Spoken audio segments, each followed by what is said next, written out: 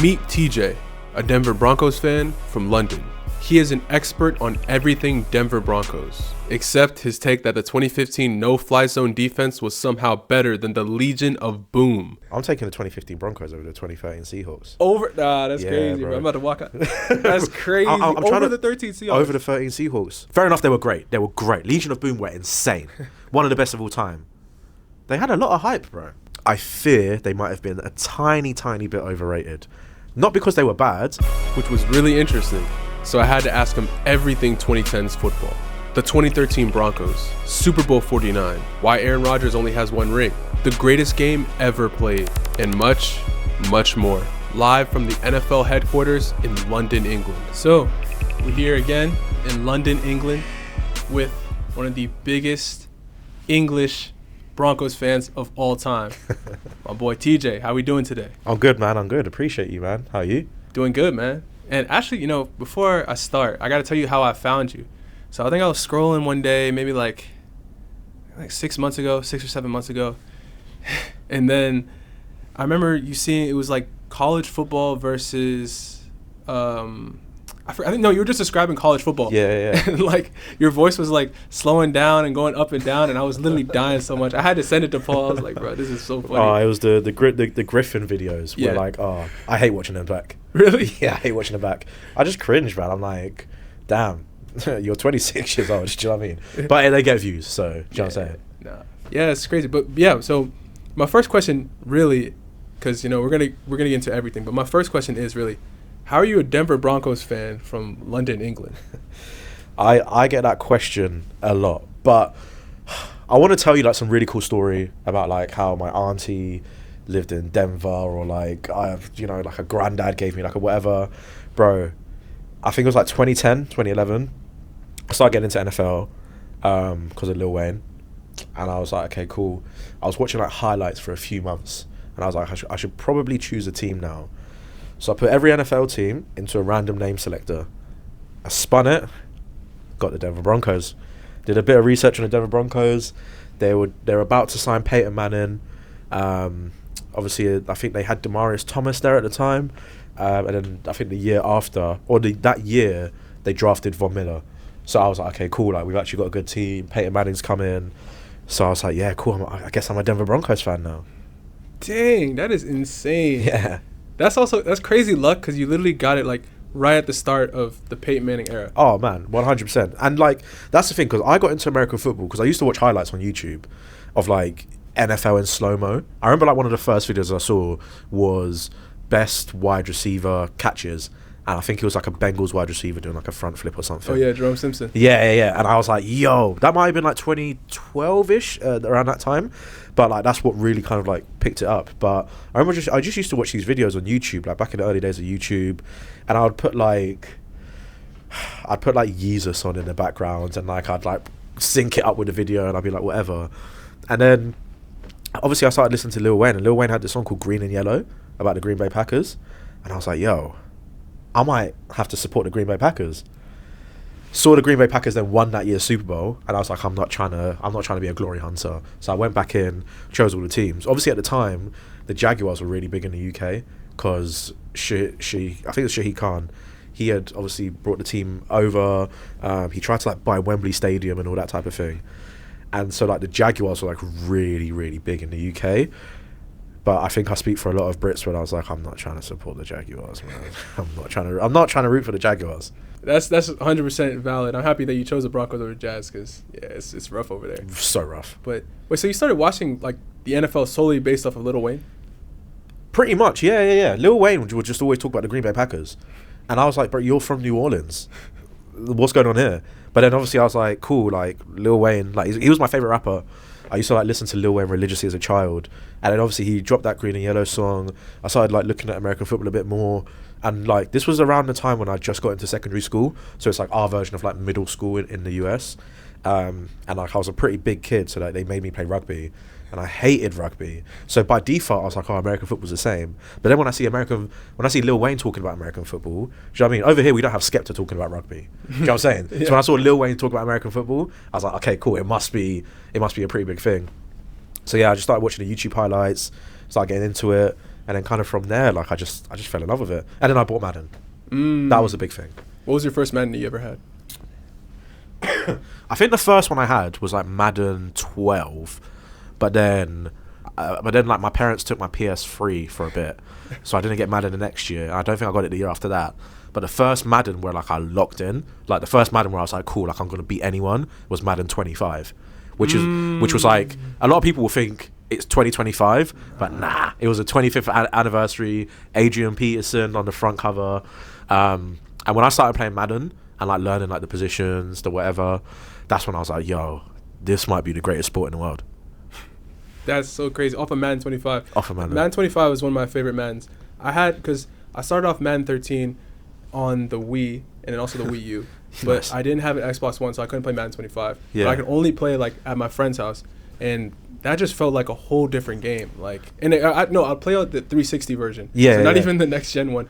But it just felt so futuristic, and I love all the rosters, because 2013 NFL season, I feel like that's my favorite season I ever watched. Yeah. So, man, Madden 25 was just... What was going on in 2013 season? I don't know. Well, I have a little bit of bias because that was my first full NFL season I watched. But everything was insane. Like Peyton Manning's 5,000 yards, like greatest passing season of all time. 55 TDs. Insane. Then the Seahawks, Legion of Boom. That was their year that, oh my goodness, it felt like they couldn't do any wrong. Like the defense that was just... I remember that 23rd. Oh gosh, bro, you got me digging deep, bro. I remember, I was like, obviously during the playoffs, like we knew as Broncos fans we were the best team. I'm like 14 years old, by the way, like start like looking up stats and whatever. And I remember saying to myself, I was like, I just don't want the Seahawks in the Super Bowl.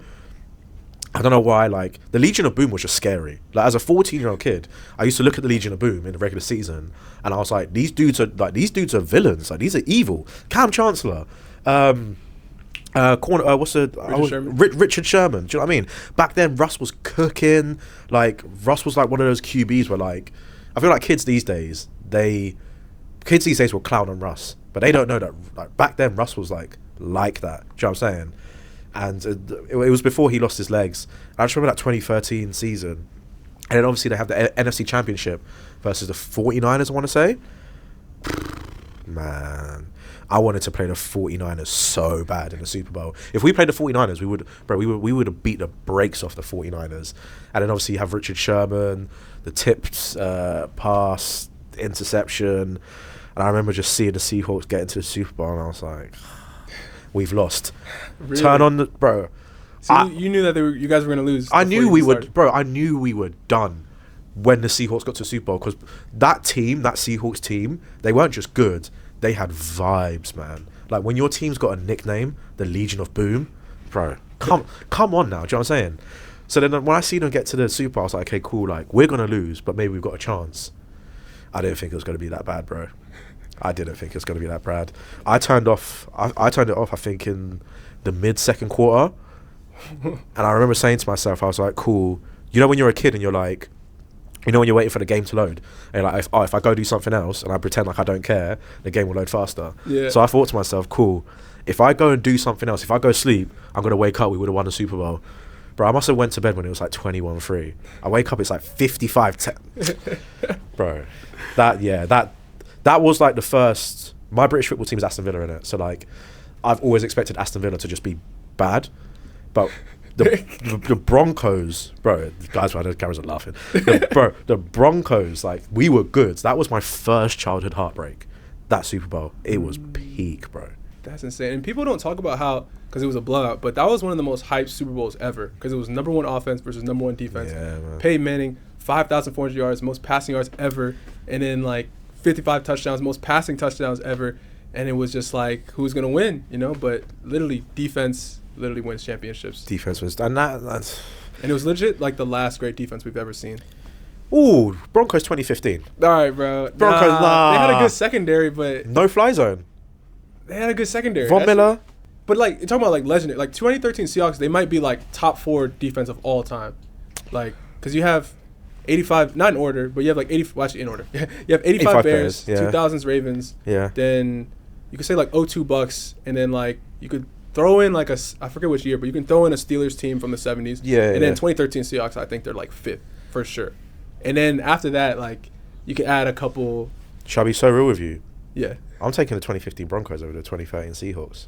That's crazy, bro. I'm about to walk out. That's crazy. I'm over to the 13 Seahawks. Over the 13 Seahawks. I'll be so real. Obviously, I'm gonna have a bit of bias, and I slightly do. I hate that version of the Seahawks for what they did to us. But I will say this: the Legion of Boom. Fair enough, they were great. They were great. Legion of Boom were insane. One of the best of all time. They had a lot of hype, bro. They had the 2015 Broncos. We weren't hyped. Everyone was like, "Oh, they're a great defense," but they got Brock Osweiler at quarterback. That 2013 Seahawks team, they were great, but I fear they might have been a tiny, tiny bit overrated. Not because they were bad, but just like I hear people taking them over the 85 Bears, and I'm like, whoa, now. Do you know what I'm saying? Maybe this is just me reacting off of Twitter arguments. Yeah, but I would take the 2015 Broncos. Like, we had Aqib Talib, Von Miller. I always forget who the other edge rusher that we got from Dallas the off season before. But like we had dogs on that defense, like serious dogs. And then you see it, and then that's another thing. The Seahawks, they beat the number one offense.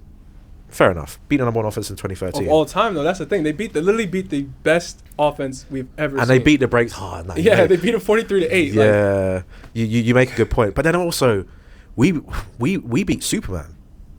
Yeah, but even Cam, like, I'm not saying, like, he carried a lot that team. Like, it wasn't like that team was really, really good. They had the number 2 defense, but you look around Cam, there was no one. Yeah, he didn't have any stars. He didn't have any stars. Like, versus, like, the defense that Seahawks, the Seahawks literally played the number 1 offense of all time. Yeah. Like, they played against Peyton Manning. Like, yeah.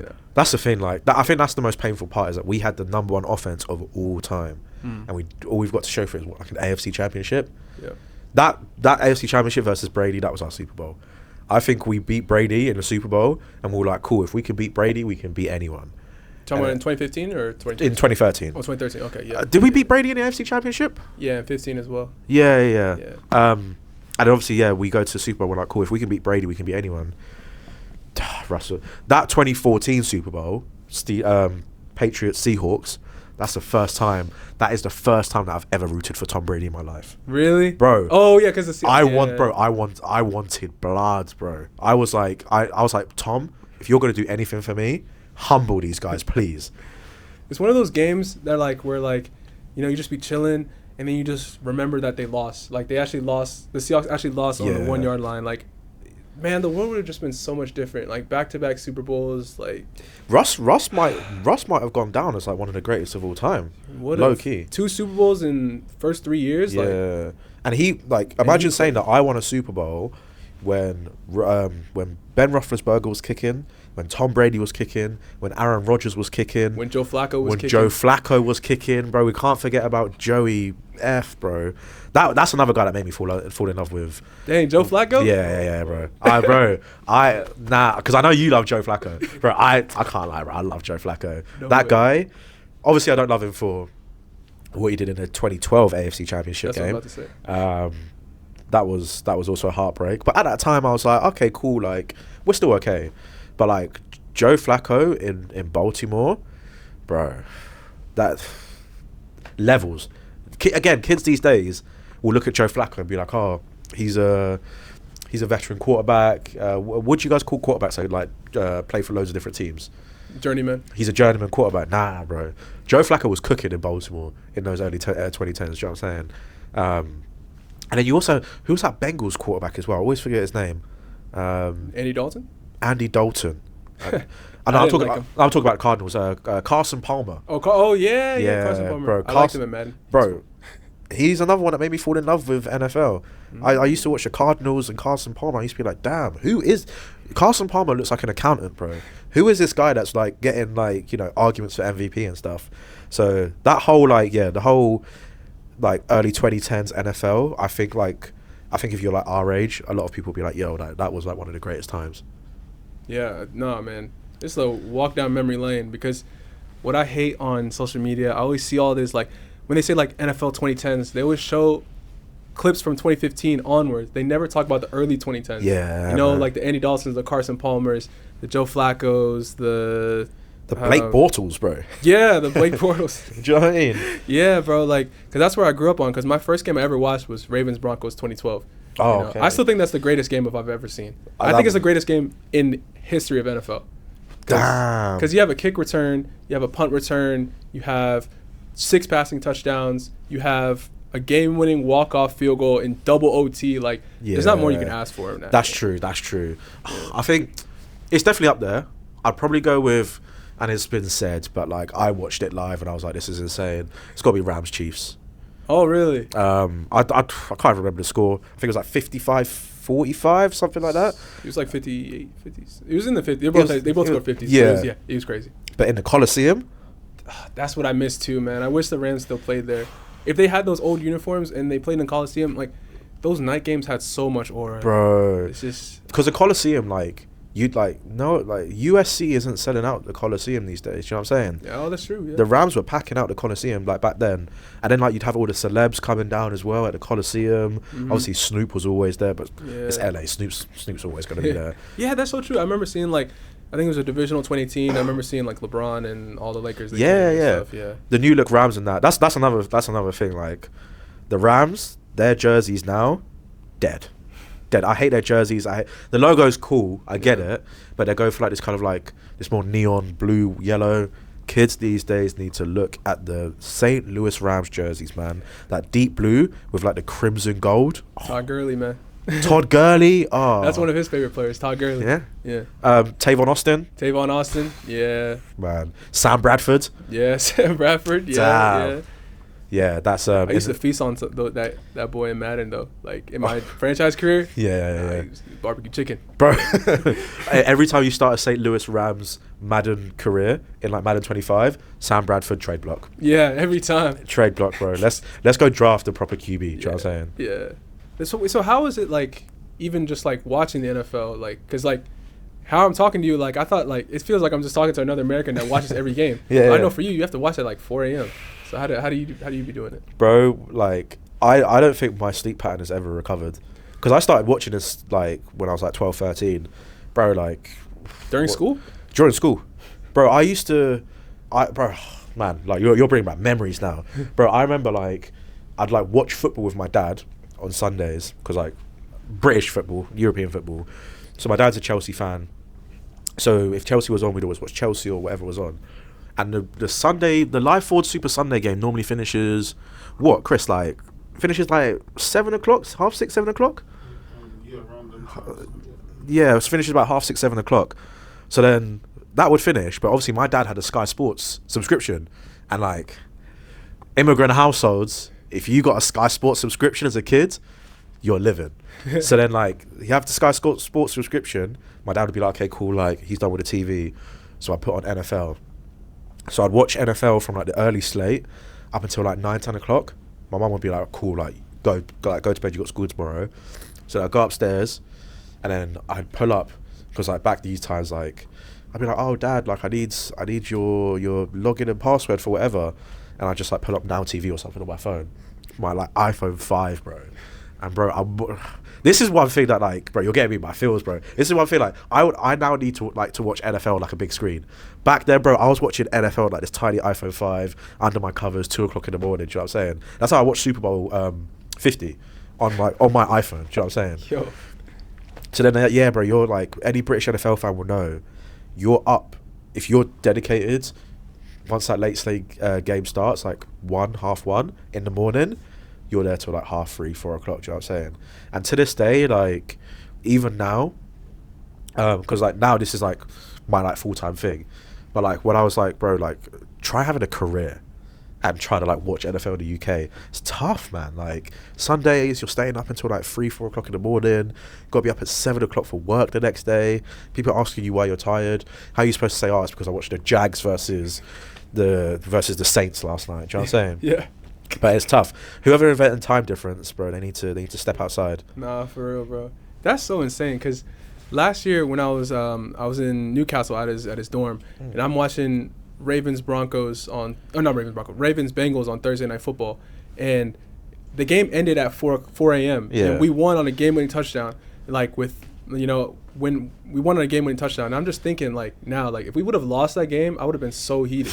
Like, to stay up all that. Bro. And then, luckily, I didn't have to go to school after that. Yeah. You know, but, like, I can't imagine staying up, like, 4 a.m. routinely, and your team isn't winning, and you have to go to school the next day. But, like, that really tests your dedication and fandom. So that's props to you. Because I know that also the Broncos weren't really that good for a long time. Bro. So you were staying up at 4 a.m. to watch I was saying Trevor it, bro. Siemian. Trevor Siemian. 3 o'clock in the morning, I'm watching Trevor Siemian run checkdowns, bro. I was, that's the reason I got into college football.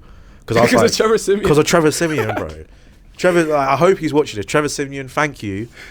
But also, like, do you know what I mean? Like, you made me hate the Broncos so much. I was like, cool, I'm just gonna watch a completely different league.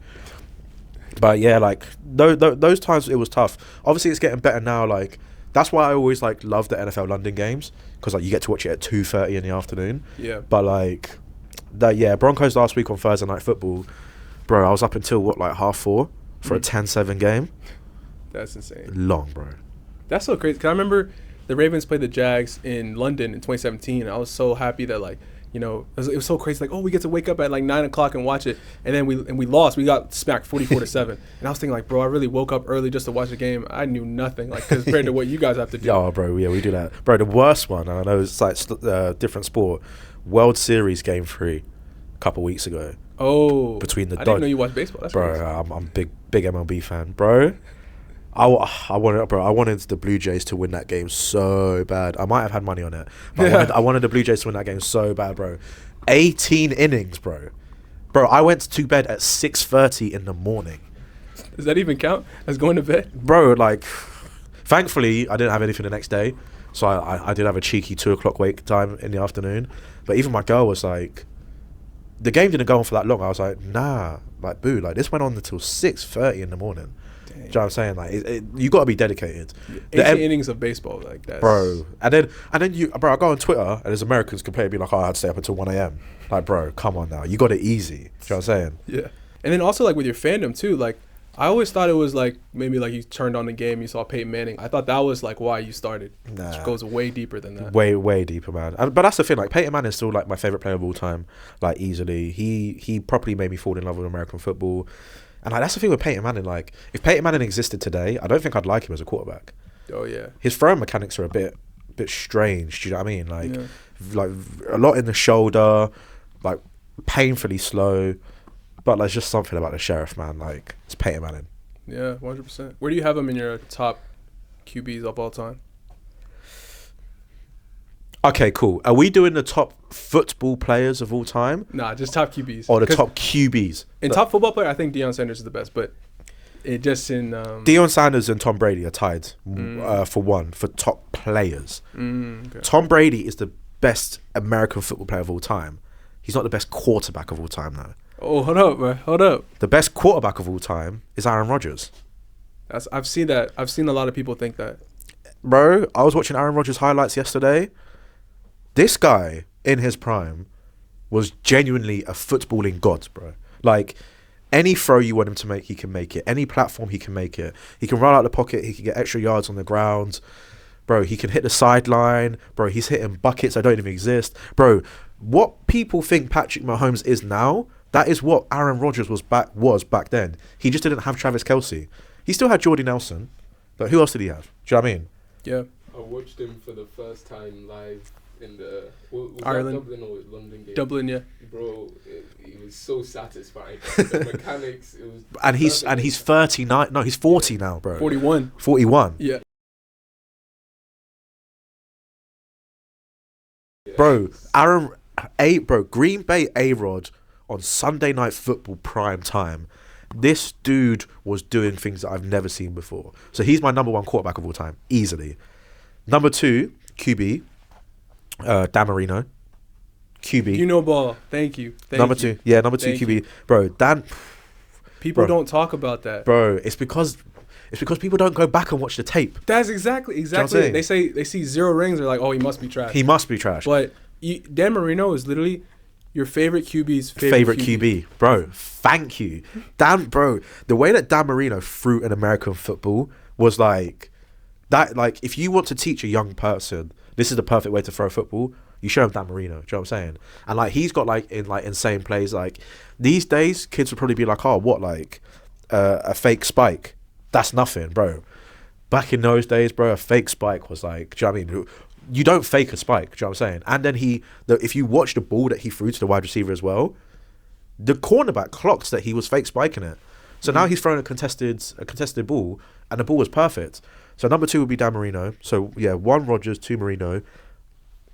3, I'll go Peyton Manning. 4, I'll go Drew. Oh. Can I say something? Go on. No, Joe Montana is crazy. Do you know the thing with Joe? I think, because Joe could easily be there. He could easily be there. But when you have Joe Montana, who does crazy things, and then his QB2 comes in, and it's Steve Young, people start looking at Joe like, oh, were you that good? Obviously, Joe Montana was better than Steve Young. But when Steve Young obviously comes into the 49ers in like the mid-90s, that's when it's like, okay, cool. Like, it's like when Aaron Rodgers came after Brett Favre. Packers fans are looking at Brett Favre like, oh, were you that good? Or is Aaron Rodgers just that good? Do you know what I'm saying? So Joe could easily be in there. That's so interesting. I never heard of that before. Because the thing is with Joe, like, I feel like he's gotten erased from history. Because I remember, like, before Tom Brady won his 5th, and really before Tom Brady won his 4th, Joe Montana was like unanimously like the greatest quarterback that ever, of all time. Of all time, that no one will ever surpass. And then like he just kind of got phased away. And then now people are just like, when I see like top three QBs, it's like they say Brady, they say Rodgers, and then they say Mahomes is like up there. No one knows about Joe Montana or Dan Marino. It's the new wave fans, and I'm not helping it, to be fair, but Joe Montana goes into the category of Brady for me. He's a top 5 player of all time. Tom Brady, again, number 1 player of all time. Number 1 player, but he's not the number 1 QB. Do you know what I'm saying? Because I feel like some people might not get that, but it's like how I think of like Sir Alex Fergeson is the best football coach of all time, right, but he's not the best football manager of all time. Do you know what I mean? The best football manager of all time is Pep Guardiola. Really? But the best coach of all time is Sir Alex Ferguson. What's the difference? Trophies, but also Sir Alex Ferguson, he was Manchester United. Like, what he did went further than tactics. And whether Sir Alex Ferguson was playing a 4-4-2, a 4-3-3, a 5-4-1, like, he can play any formation. United are winning the game, and they're winning the Premier League. When you look at Pep Guardiola, you go, Man City won the league because of Pep Guardiola's tactics. But when you look at Sir Alex Ferguson, you don't go, oh, Man United won the league because of Sir Alex Ferguson's tactics. You go, Man United won the league because of Sir Alex Ferguson. Full stop. Do you know what I'm saying? He kind of like leads with that thing. So when I say Tom Brady isn't the best quarterback of all time, but he's the best football player of all time, it's kind of like how Jackson Dart, I don't think Jackson Dart's a good quarterback, but he's an incredible football player. Do you know what I'm saying? Yeah. Like, there's like a kind of nuance between it. So like, I would put Joe Montana in that category where he's top 5, maybe top 3 footballers of all time. But if I look at quarterbacks and mechanics, and there's going to be old heads who are going to cuss me, but if I look at mechanics and all that type of stuff, I would probably say that A-Rod's, he's a better quarterback just in isolation. Like, if you put them side by side on a practice field, you take away the rings, you take away their legacy, whatever, put them side by side on a practice field, Aaron Rodgers is going to look like the better quarterback than Joe Montana in his prime. He'll look like a better quarterback than Tom Brady in his prime. And then I want to start bringing in Drew Brees. Interesting. I don't know. It's tough, man. It's tough. I remember there was a lot of debates back in the early 2010s, like Drew Brees or Aaron Rodgers. Yeah. But Rodgers used to win the MVPs, and people think that Drew used to just put up empty stats. Like, he would break records and stuff, put a bunch of yards. And well, I will say that because their defenses weren't that good. Like, like 3 straight years. I remember 14, 15, and 2016. Like, he was a Pro Bowl QB. Defenses weren't there. Well, that's the thing with the Packers. Like, Aaron Rodgers' whole thing with the Packers was always, can you guys dip into free agency and get some stars? Like, why are we drafting stars? Do you know what I mean? Let's get a wide receiver too. Let's get an edge rusher that will do bits. I feel like they had enough though. Like with Rodgers, like You think? Yeah, like look at the receiver core. When they had Jordy Nelson, James Jones, Greg Jennings, and Donald Driver. Like that's like a four top, and Randall Cobb. That's like Randall Cobb, receivers that are like could be top 10, top 15. Like in any given year. Like James Jones, like usually a wide receiver 3, had 14 touchdowns, led the league 2012. Yeah. And like with Rodgers, it's like at the end of the day, he never really was able to have his best game or like in the playoffs, like after his Super Bowl run. Like I think his best chance of winning a Super Bowl was 2020 maybe, but really also 2014 against the Legion of Boom. Like you're up 19-7, like and he did not play well. He had two interceptions, and to be fair, that was a monumental bottle job. That loss to the Seahawks, bro. That's another one that crushed me. Yeah, because I was like, Rodgers, please go back to the Super Bowl. It's funny too, because people forget though he was actually hurt that game, and he had like a calf injury. And it's funny because Ndamukong Suh, like he wasn't the cause of the injury, but he added to the injury. I'll say that. Oh, when he stepped on him. Shout out Ndamukong Suh. We just seen him today. That's crazy. Yeah, no, maybe I need to go back and watch the tape, but I always see that 2010s Packers team as Rodgers and everyone else. Obviously, Jordy Nelson was great. Randall Cobb was great. Eddie Lacy was great before, he left the league for reasons that an athlete should never leave the league. And then obviously they had 4 on defense. I always forget his name. Clay Matthews. Oh yeah. Clay Matthews, obviously, and then.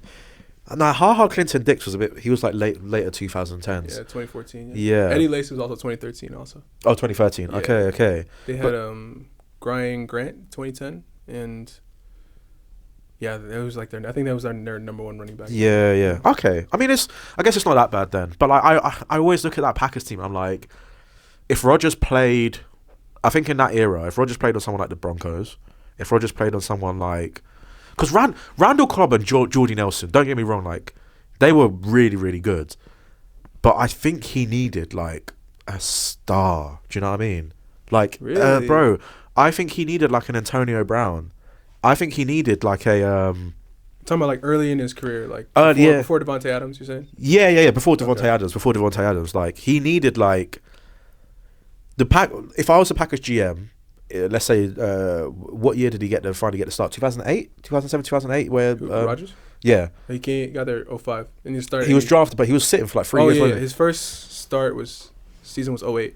Okay, cool. Yeah. It's 08. I go cool. Like, who is the best wide receiver that we can either trade for, or we can sign in free agency? Because the Packers, as the Green Bay Packers are never going to have, they're never going to be like a top 12 pick. That just doesn't happen in Green Bay. Yeah.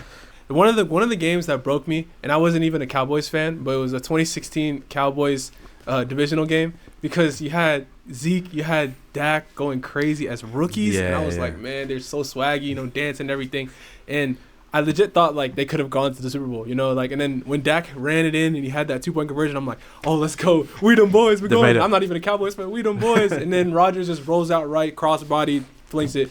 That is one of like the best throws I've ever seen live, like in my life. And that's the thing, like there's that meme of like the one Packers fan in the Cowboys crowd. I just saw it the other day, and he's like, oh, like you gave him too much time. And I even thought the same thing. I was like, because that's what happens today in like the NFL is like your coaches, your offensive coordinator, you need to burn the clock, unless you got like Trevor Lawrence on the other side. then you need to burn the clock. And like, man, like I hate the Cowboys. Like, I don't even know why I hate the Cowboys. Like, is it their fans? Huh? Is it their fans? Not really. Nah. I think just kind of like growing up like within like NFL Twitter as a teenager, I just learned to hate the Cowboys. Like, what do you mean you're America's team? I'm not even American, but I get offended at that. Do you know what I'm saying? I think the Broncos are America's team. Probably not, but but like like I was like elated, and obviously like I love Rodgers as well. I've got like an affinity to the Green Bay Packers, so seeing like that throw. Man, like that, and that's what kids don't realize today. Like, what Rodgers was doing back then. Like, come on, do you know what I mean? Like, and this is why I say, like, I think Brady again. I always have to prerequisite it. Brady is the greatest American football player of all time, but is he doing that? He's not. Yeah, in terms of like just QB talent, yeah, Rodgers is number 1. And I think a lot of people won't be happy with that argument. And another one, unfortunately, if we're talking about just pure QB talent, Patrick Mahomes is up there, and he's really up there as well. Like, I don't where would Patrick Mahomes be in like your top 10? Would he be in the top 10? Dang. Okay. Yeah. I gotta go to my top 10. So. Dang. That's actually. I haven't really thought about this now. I think greatest QBs, like, I guess. Can I just say like greatness? I guess you kind of go Brady number 1. I still think Joe Montana. I still say Joe Montana over Rodgers, because I don't just say like just in terms of athletic ability. Yeah. I just think in terms of like greatness, getting the job done when it's needed most. I think Joe Montana's number 2. Yep. Then I have to go Rodgers 3. Yeah. Then I'll go Marino 4. Then 5. That is so interesting. You're trying to think of someone that's not Mahomes. Yeah. I like Mahomes, but like, it's hard. It's hard to put him 5. Like, I don't think. I'd probably go Manning, probably 5. Okay. But even Manning, I don't know, bro, because he has like the most one and done seasons in NFL history. He had like nine seasons where, he's in the playoffs. They have home field and gets bounced. People don't talk about that because he won the Super Bowl in the last. And even that's another thing. Even his last season was his worst season in his whole history. He had 9 touchdowns, 17 17, bro. He was stinking it, but bro, like, I watched it. Like, when we brought in Brock Osweiler, every Broncos fan was like, that's valid. No one was like backing for Madden, and it's because his body like just fell apart. Like, that was it. Yeah. Like, the neck surgery was coming back to haunt him. He was struggling to like hit like 40-yard, 30-yard dimes. You know what I mean? And like, you could even see it in like his throw mechanics, bro. The way he was throwing that 2015 season, bro. Like, you know what I'm saying? Bad. Bro, he was trying to get everything out of that arm. Yeah. And I get it. And like, Brock Osweiler, to be fair, did hold it down. This is why when people say today, the Broncos are frauds, it's like, you think we're frauds now? Go watch our offense in the 2015 season. Yeah. We were beating the Patriots with CJ Anderson and Brock Osweiler. Yeah. Kids don't even know these names today. Do you know what I'm saying?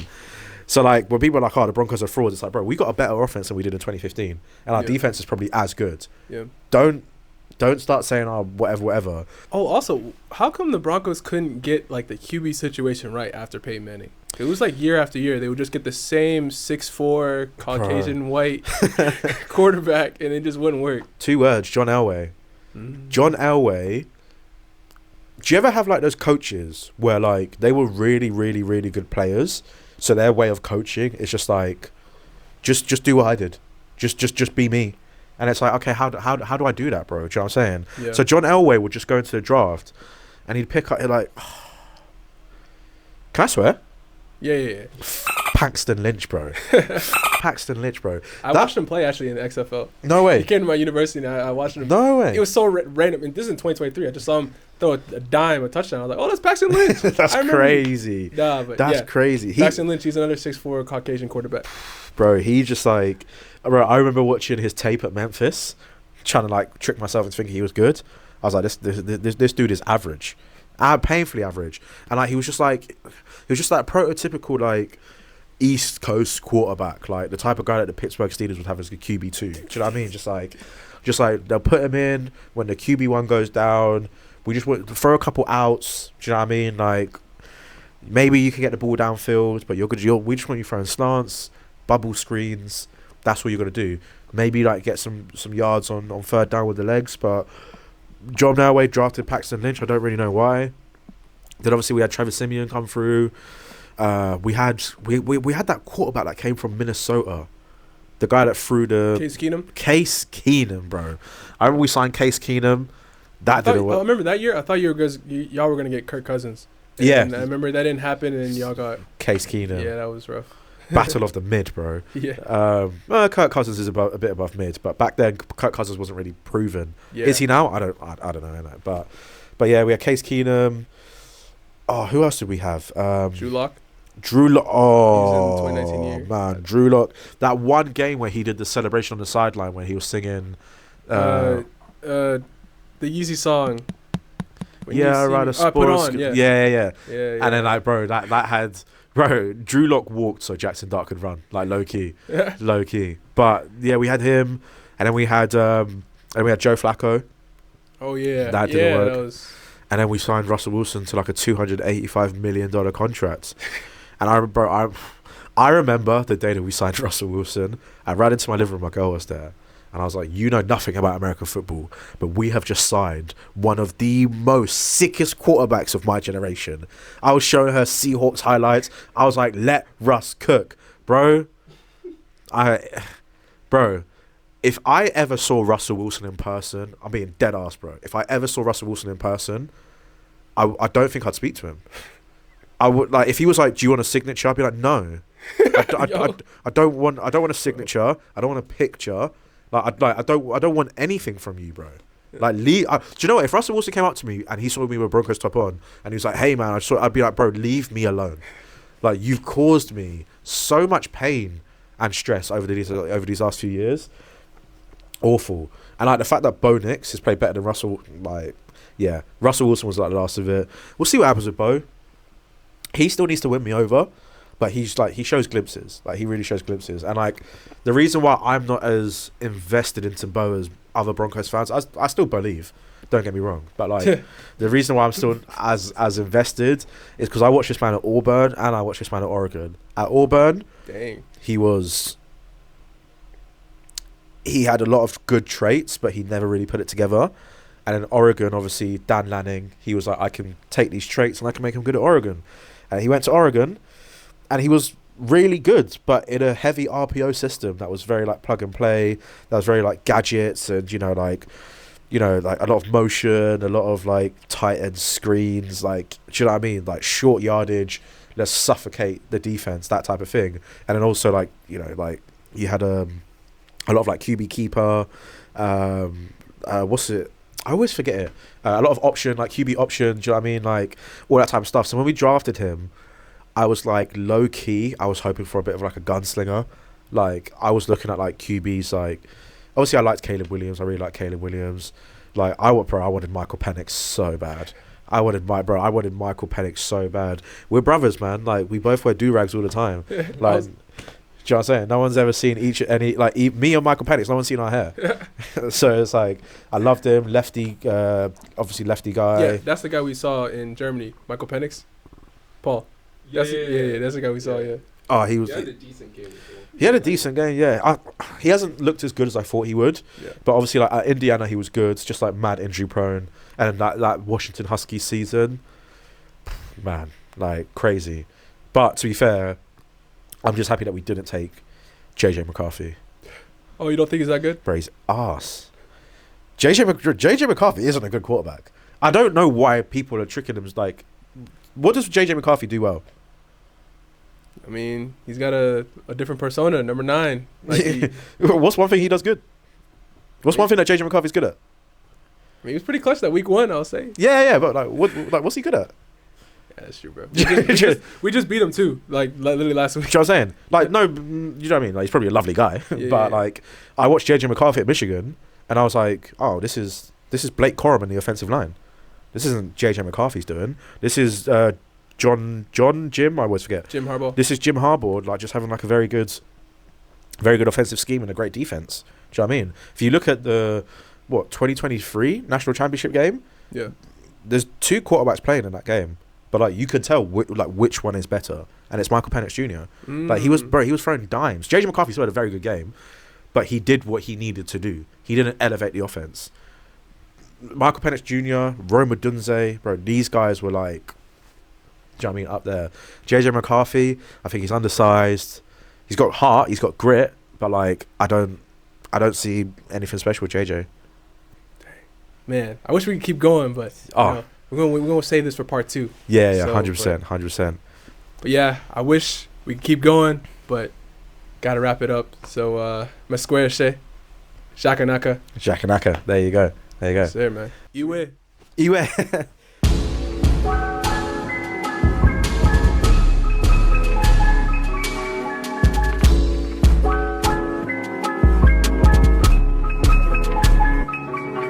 Yo, I need some brain like Bay, let me see how you thinking. Me, I was sat there broke like you, seeing the clock just ticking. I'm kinda bitch, I be on